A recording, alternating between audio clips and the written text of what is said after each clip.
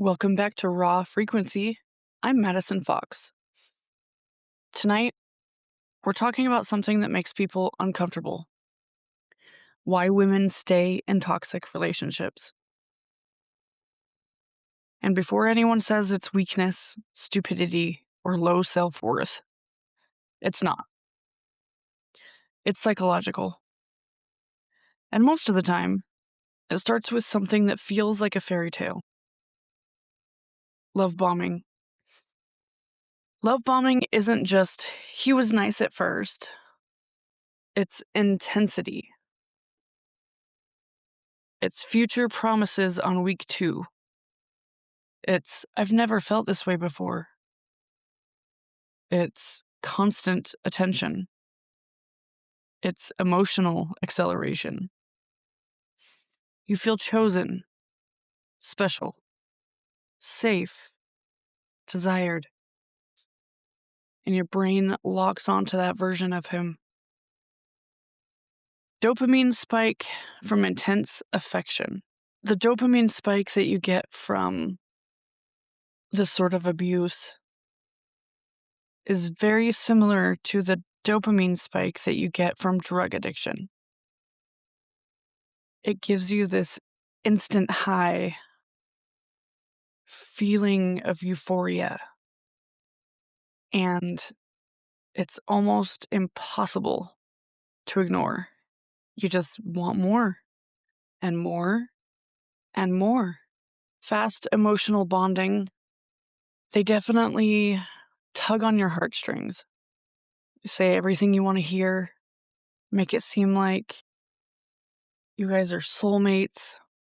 Anything that they need to tell you to make you think or believe that he is perfect. Dopamine is your brain's reward and motivation chemical. It spikes when something feels new, exciting, desired, rewarding, unpredictable. Now add intense affection to that mix. Constant compliments, future promises, deep late-night conversations, physical touch, being told you're different or special. Your brain interprets that as high reward, pay attention, this matters. So it releases dopamine. And not just a little, a spike. The brain loves novelty and emotional acceleration. If someone texts you nonstop, validates you deeply, moves quickly emotionally, creates exclusivity early, your dopamine surges. And here's the key part. Your brain doesn't know if it's love. It just knows it feels good. That chemical high can create obsession, preoccupation, craving their attention, emotional dependency, especially if the affection is inconsistent later. When it turns dangerous is if intense affection is followed by withdrawal, that creates a powerful loop. High dopamine, sudden drop, anxiety, reunion, spike again. That pattern strengthens attachment even more. I'm not talking about this from theory. I'm talking about this from experience. My relationship with my ex was abusive, and it didn't start that way. It started with intensity, constant attention, deep conversations, feeling chosen, feeling special.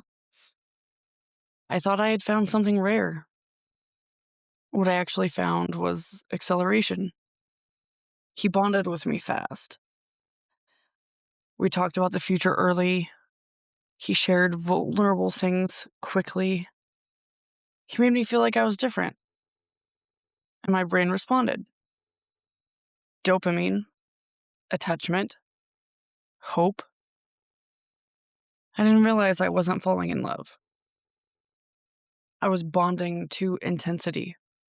And then things shifted. The affection didn't disappear overnight. It faded. It turned into criticism, control, mood swings. But I didn't leave because I wasn't trying to leave him. I was trying to get the beginning back. That version of him that felt safe. The version that made me feel chosen. That's the part nobody explains. When you're in that cycle, high affection, sudden withdrawal, apology, repeat, your nervous system gets hooked. You're not crazy. You're conditioned. I confused anxiety with chemistry. I confused chaos with passion. And I confused intensity with intimacy.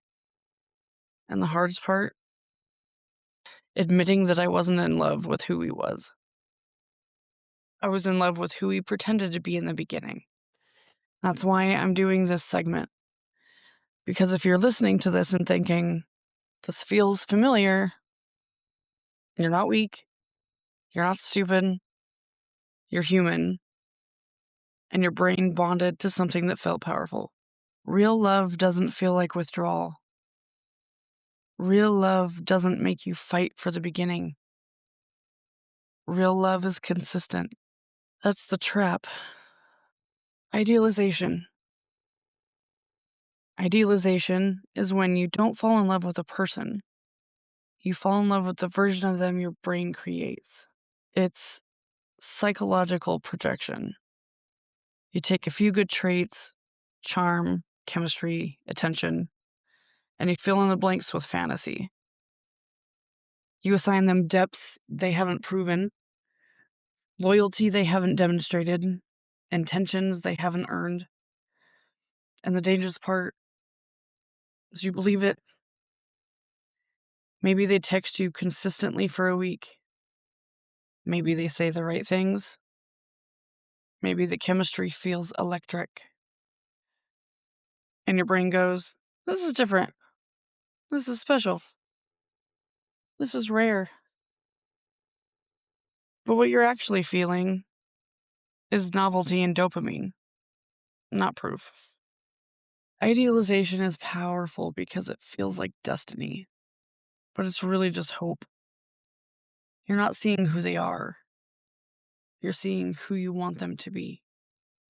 And then when they show you something inconsistent, controlling, distant, selfish, your brain says, that's not them. But it is. You just didn't want to see it. Healthy love is seeing someone clearly, flaws and all, and choosing them anyway. Idealization is refusing to see the flaws at all. And when you idealize someone, you don't fall in love with reality. You fall in love with potential. And potential has broken more hearts than reality ever could. Devaluation is the shift that happens after idealization. When the same person you once put on a pedestal starts pulling you down from it, the compliments turn into criticism, the constant attention turns into distance, the admiration turns into subtle disrespect. You go from feeling chosen to feeling confused. And the most destabilizing part is it's gradual. They don't suddenly become cruel. They slowly withdraw warmth, approval, and consistency, just enough to make you question yourself instead of them. It's not always loud. Sometimes it's silence, sarcasm, emotional withdrawal. But the message underneath is the same. You're not as special as I made you feel. Then there's conflict, another part of toxic relationships people don't talk about enough. They poke. Little comments, little jabs, little tone shifts, bringing up things they know is going to irritate the fuck out of you. Not enough to look obvious. just enough to activate you. And then they keep going. Poke, poke, poke, until you finally snap. And the moment you raise your voice or defend yourself strongly, that's when they flip. How dare you talk to me like that? I would never speak to you that way. You're the one who's toxic. And suddenly the conversation isn't about what they did. It's about how you reacted. That's not random. It's control. When someone repeatedly pushes your nervous system until you explode and then plays victim, it's not a misunderstanding. It's manipulation. And then there's reconciliation, the part that comes after conflict. The repair phase after conflict or abuse. It's when the person who just hurt you becomes soft again. They might apologize intensely, cry, blame stress or trauma, promise to change, suddenly become affectionate again, buy you gifts, be extra attentive. It feels like relief, and that relief is powerful. After tension, criticism, emotional chaos, your nervous system is on edge. When they soften, your body relaxes. Cortisol, the stress hormone, drops. Dopamine rises again. Oxytocin reconnects the bond. That contrast, pain followed by comfort, creates a stronger attachment than steady affection ever could. Your brain interprets the relief as proof. See? They care. But reconciliation doesn't erase the pattern, it resets it. Reconciliation often sounds like, I didn't mean it. I was just stressed. You know how much I love you. I'll never do that again. You're my person. And you want to believe it, because that's the version you fell for. The affectionate one, the remorseful one, the I can't lose you one. But if behavior doesn't change long term, reconciliation isn't healing. It's maintenance of the cycle. Your nervous system gets addicted to the unpredictability. High affection, sudden withdrawal, apology, repeat. And here's the part that's gonna sting. Hard fucking truth. Sometimes we confuse intensity with intimacy. Chaos feels like passion. Anxiety feels like chemistry.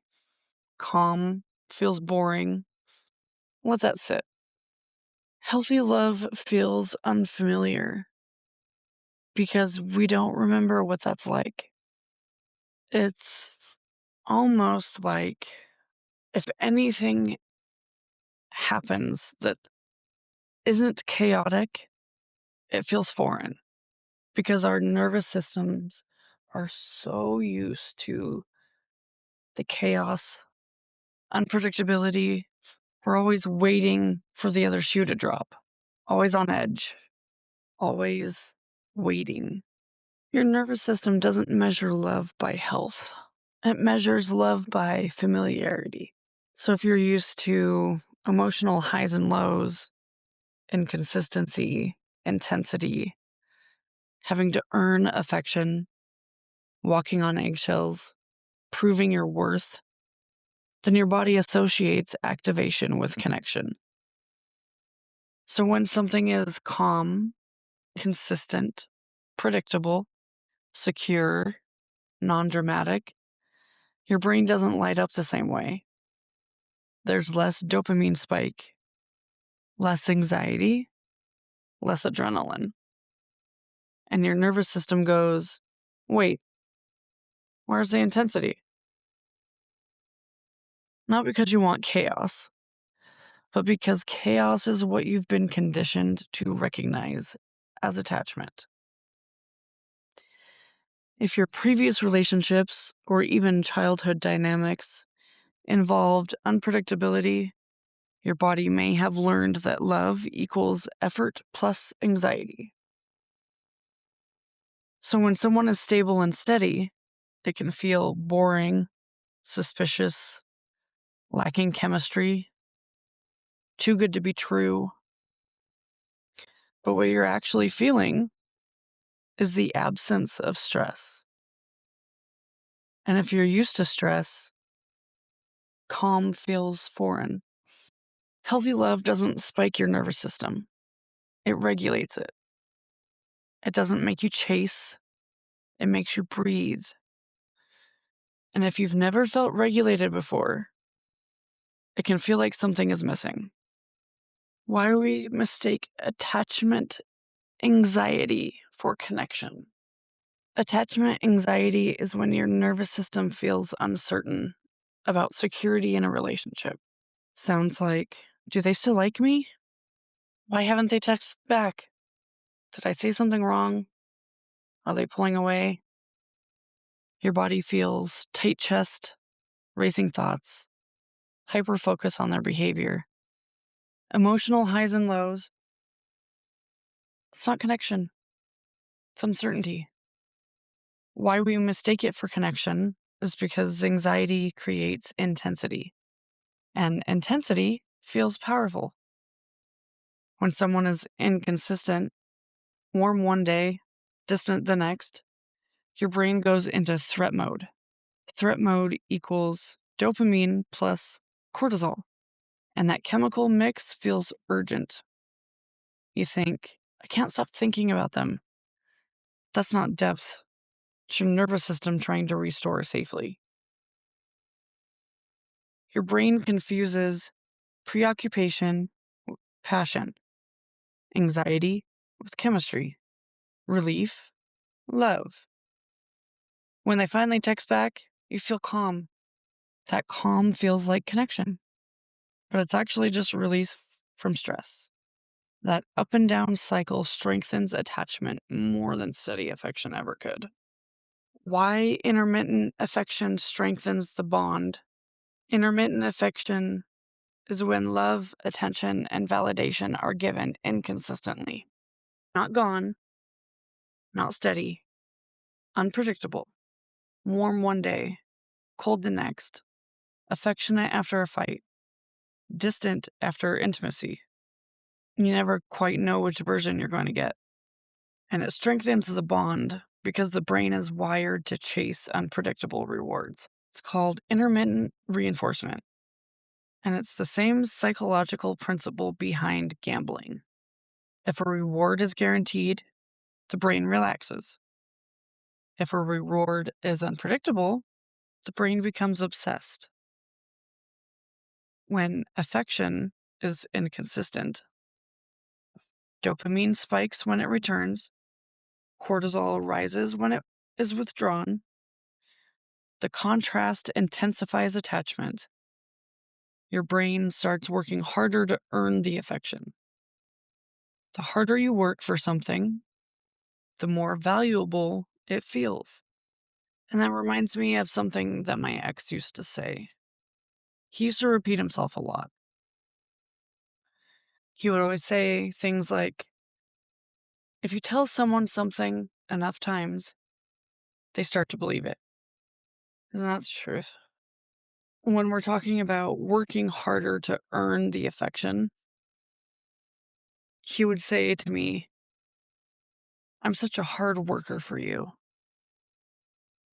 Especially if it was sexual. He'd be like, baby, you know that I'm such a hard worker. I'm gonna work so hard for you, baby. And it was basically just conditioning my brain without me even realizing it. It's all part of the vicious cycle.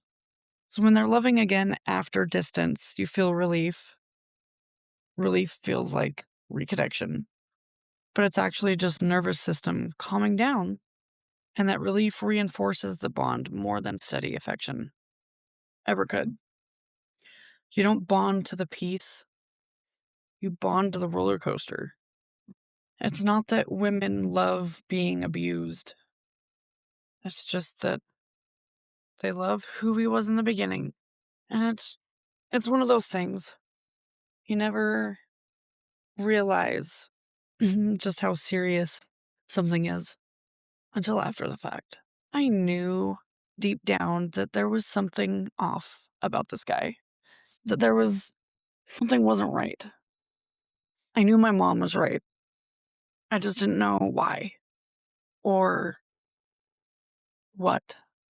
It really is crazy just how influenced our brains can be. We can be. Another thing that he would tell me all the time is that when he was younger, he spent 5 years in prison because him and his buddies decided to tie up the drug dealer, tie him to a chair, torture him a little bit, stole his dope, took the money. They got caught, or one of them ratted. So he spent 5 years in prison. And he would tell me, during those 5 years in prison, I did nothing but read psychology books. While he's telling me this, my brain's going, what the fuck does that have to do with anything? You know? I would find myself asking those questions in my head. Like, what the fuck is he talking about again? What is he rambling on about now? But apparently, all of that rambling had a purpose, which is something else he would say. Nothing I do is without purpose.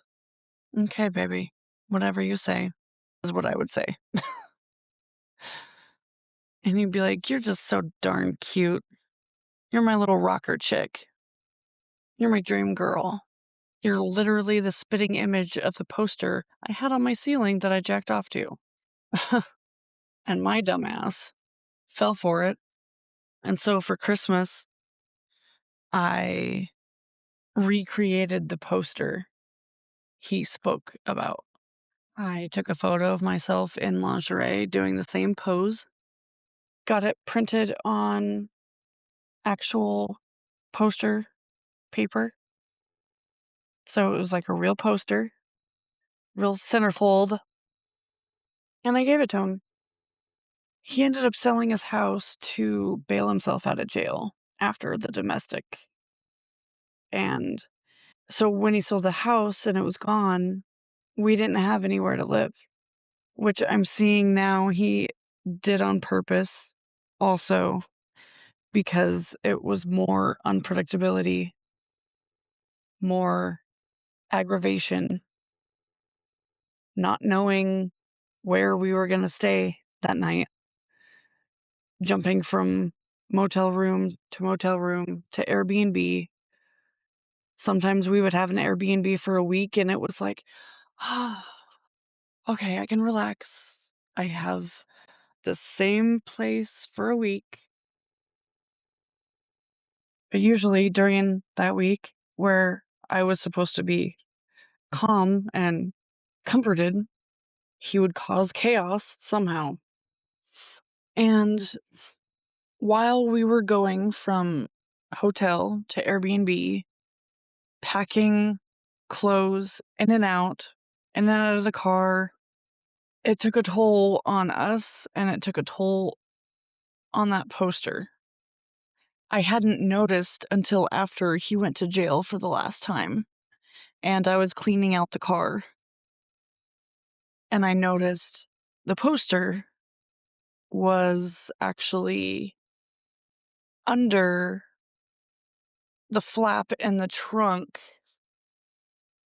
where the spare tire goes. It had been shoved down in there. It was wrinkled, torn, and I opened it and I realized that he had pissed all over it. At some point during all of this chaos, he decided to do something that he knew was going to affect me. He knew I would see that, and he knew that it would set me off. I spent time and effort into making something for him that was probably a lie to begin with, probably wasn't the truth, but it was the idea behind the gift. I was willing to do something special like that when he didn't deserve it at all. And so it makes me think, if I can do stuff like that for the wrong person, just imagine what I can do for the right one. And that has kept me going. The fact that at some point in my life, I will meet the right person at the right time. If I haven't already, everything will fall into place and none of this will have mattered. But in retrospect, when I tell you all of these stories and I'm explaining all of this, it sounds like this all happened over a span of months, years maybe. It's a lot. It's a lot of information. It's a lot of instances. It's a lot of things to happen in a short amount of time. Because when I tell you the amount of time that we were together, you're going to be like, what? Are you fucking serious? So here it is. We met September 18th, 2022.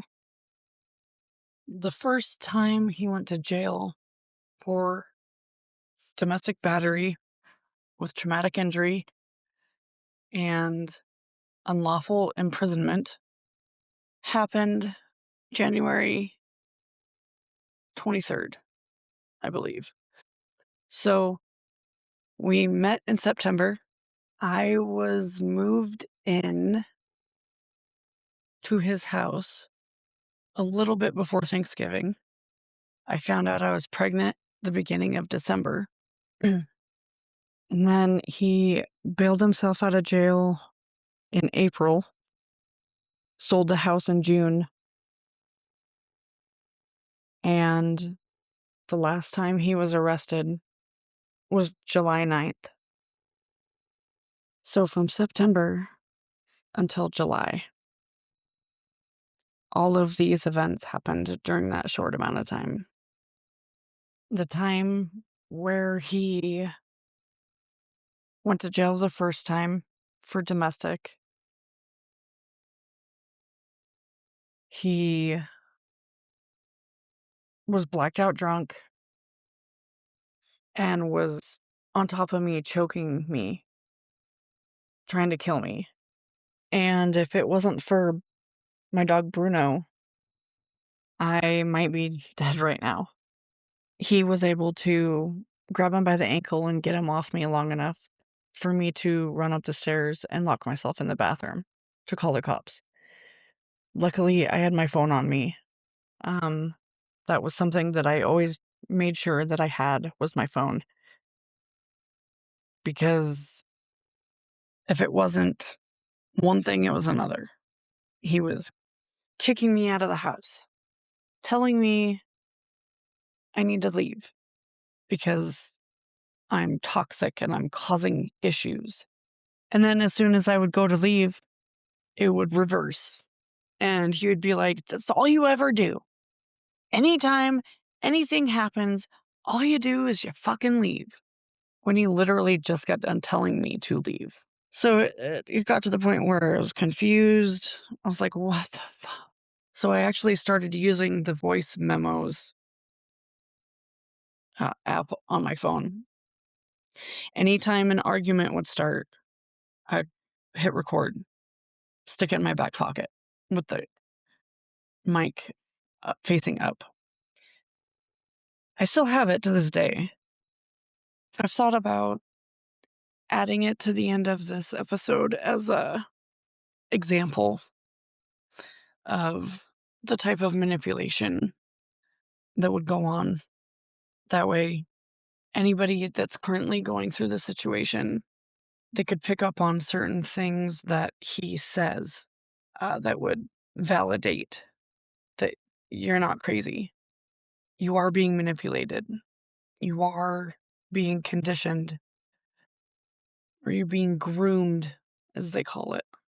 If I would have had something like this while I was going through that, if I would have heard a podcast talk about it, I feel like it would have helped me quite a bit. And so I'm just wanting to help out somehow, if I can, if it helps anybody. Because it's very lonely when you're in that type of relationship. They isolate you so that your friends and family can't see who they truly are. And your friends and family know what's going on